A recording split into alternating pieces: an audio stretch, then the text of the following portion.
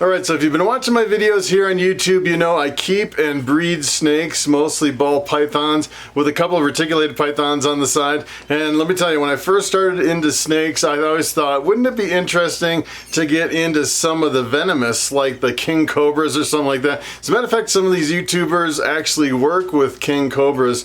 And the funny thing is at the very beginning I thought, yeah, it'd be kind of cool to get into venomous. And then now, a few years later, after I've pretty much beefed up my collection to where I have, over 100 snakes in this room, I start thinking, I get bit so many times by a lot of these snakes, it'd be almost impossible, I would think, to actually have venomous without actually taking a bite at some point or another.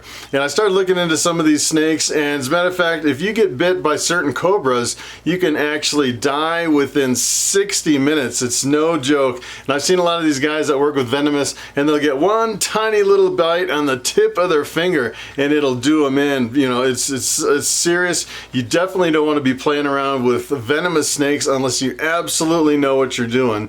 And that said, I've actually found a website where you can actually buy venomous snakes. It's pretty amazing. You can actually have them shipped to your airport, and you just drive to the airport and you pick them up. It's almost unbelievable that you can actually, just for a few $100, actually buy some of these snakes and have them shipped right in and pick them up. You could have a venomous snake in your collection tomorrow if you wanted to do it. And I'm sure there's a lot of local rules and regulations you'd have to abide by. I'm sure it pretty much depends on your locality, in your state, in your city, as far as if you can have these snakes and what kind of rules and regulations. I'm sure they probably have, requirements as far as the caging and whatnot. But what I'm going to show you in this video is I'm going to bring you over to the website where you can actually go and see some of these snakes for sale. You can actually purchase one and have it shipped to pretty much right where you live. You just run over to the airport and pick it up. It's pretty amazing. And a lot of these aren't that expensive. I was actually surprised that you can pick up venomous snakes for just a couple $100. So what I'm going to do is I'm going to jump over to the internet and I'm going to show you some of these crazy venomous snakes that you can actually buy. Alright, so pretty much the only place I've ever seen venomous snakes for sale is over here on kingsnake.com. And once you get over to the website, you can actually go to classifieds, click on classified ads by category, and once you see all the categories, you can click on venomous. And right now it looks like there's almost 50 venomous snakes over here, and I pretty much narrowed it down to pretty much the top 10 that I would be interested in buying if I was actually getting into venomous, which I'm not at this point. You got to be pretty crazy to get into venomous. And what I'm going to do is I'm going to show you the top 10, and then I want to show you just some of the information about each snake, why you really want to think twice about buying a venomous snake. So the first one I'm going to show you is the Gibraltar Viper. Really beautiful snake, and it almost doesn't even look real. It almost looks like someone stitched together a bunch of different pieces of cloth that don't really match. And let me tell you, when you see these in person, this is a really impressive snake. As a matter of fact, they had one at a local reptile show, and they were doing a venomous demonstration. A specialty group came in and kind of did the special thing. And a lot of times, I think pretty much in most shows across the United States, you can't have venomous in your displays. You can't buy or sell venomous at a regular reptile show. You pretty much have to go through like websites like this. And if you're wondering about how much a Gibraltar Viper is, you can actually take a look. This is $200 plus shipping. Really inexpensive. And you might think, man, that's a really cool snake, only $200, I can afford that. But let me tell you, you really want to watch out for this one. I came over here to Wikipedia, and according to Wikipedia, this snake has the longest fangs of any venomous snake, up to 2 inches long. Can you imagine getting bit? I don't care if there's venom in there or not. That is going to hurt. 2-inch long fangs.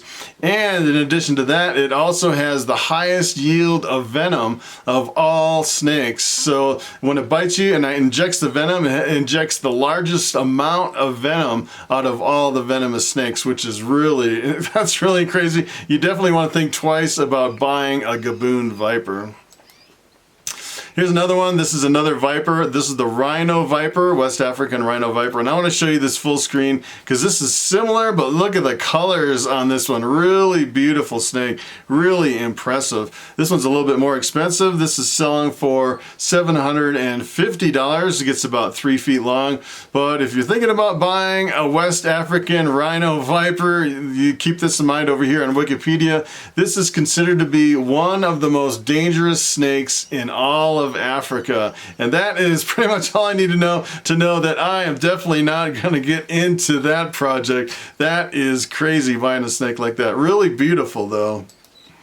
So take a look at this one. This is an adult male spotted copperhead, and I actually lived down south in the southern United States for a few years, and we actually had quite a few snakes down there, including copperheads. As a matter of fact, I almost got bit by one in the middle of the night. It's almost, I would say it's almost like a hognose, in where the copperheads can like to do the fake bites, where they kind of like almost try to bite you, but they don't really open their mouth, and a lot of times you won't actually really truly get bit by a copperhead.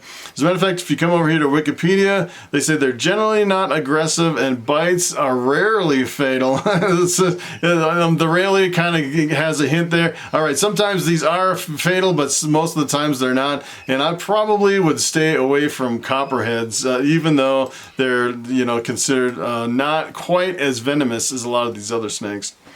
And to my surprise, I actually was looking for cobras over here, and there are quite a few really beautiful cobras over here on kingsnake.com. As a matter of fact, if you look just through some of these pictures, there's quite a few ads, really beautiful cobras. And if you're wondering about cobras, I'd say it would be a really interesting project to get into, getting a cobra. But I've actually seen some cobras in action, and it almost seems like they are extremely difficult to predict as far as if they're going to bite you or not. They almost have like a completely different personality than most of these other snakes. Really hard to predict. And you can actually pick them up for, if you're looking at the prices, you know, anywhere from $250, some of them are like $175 all the way to like $500. So not really that expensive, which really surprised me. And if you actually come over here to Wikipedia, this might dissuade you from buying a monocled cobra. As a matter of fact, this article is specifically about those cobras that are for sale, the monocled cobra. And if you look down here at what I highlighted, this is one sentence. This is pretty much the only thing you need to know. If you get bit, you can die within 60 minutes if you get bit by a monocled cobra. You know, they're pretty cool snakes, but I don't know if I want to risk getting bite, and that's not even enough time to drive me to the hospital. That is pretty crazy. So the mangrove snake, I would say the mangrove is probably one of the safest venomous snakes here on kingsnake.com. This is actually, I like this picture. Let me do this full screen here so you can kind of see it closer. Really beautiful snake. I've seen some people actually keep these snakes. This is considered rear fang venomous, and it gets only 2 to 3 feet. These are only $100, really cheap. You probably pay more in shipping than you would for the snake in this case. And if you actually come over here to Wikipedia, there has never been a confirmed fatality from a mangrove snake. So it's I would say it's a little bit safer, but they say there's a lot of intense swelling, kind of like a beefed up hognose. The hognose is actually considered rear fang venomous. You definitely don't want to get bit by either of those snakes. I'd say a hognose is probably kind of the entry level, and this is kind of like a little bit more venomous than a hognose as far as what I'm seeing. Rear fang venomous, you'd have a lot of swelling, but it doesn't look like it'll actually kill you. This is a really beautiful snake. Let me zoom in on this one because you got to see this one. This is so beautiful. This is Colettes Snake. Really beautiful snake. The problem is it is extremely deadly. This one's actually selling for $1,200, feeding on adult mice. If you're interested in actually buying this, is actually eating adult mice.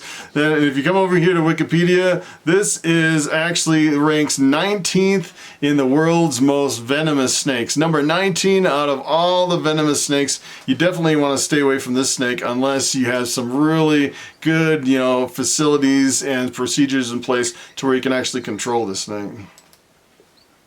So this one is, I'm actually surprised, this one is over here on kingsnake.com. Looks like a cobra, but let me tell you, this is probably one of the most advanced cobras of all of king snake over here. This is actually a spitting cobra, and the spitting cobra, I was actually wondering how much this is. You can actually buy them for $2,400 for a pair if you're interested in breeding some spitting cobras over here. Pretty expensive snake. But if you come over here to Wikipedia, here is the big thing that really got me. If you actually, they can spit up to 6.5 feet away, and if you get it in your eyes, you can actually be permanently blinded from the spitting cobra. You want to think twice about buying a spitting cobra.